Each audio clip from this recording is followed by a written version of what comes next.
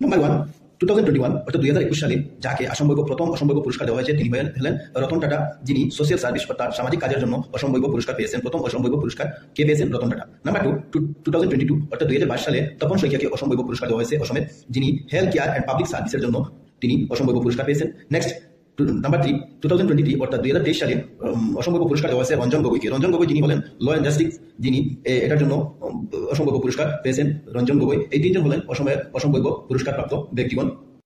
এটা হলো অসম রত্ন। অসম রত্ন পুরস্কার অসমের মধ্যে কে কে পেয়েছেন?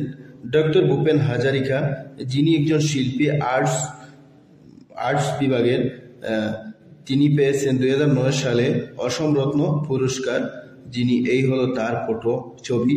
নেক্সট হলেন ডক্টর মামনি রায়সম গোস্বামী, যিনি 2000 সালে লিটারেচারের জন্য, সাহিত্যের লেখার জন্য তিনি মামনি রায়সম গোস্বামী, যিনি অসম রত্ন পুরস্কার পেয়েছেন।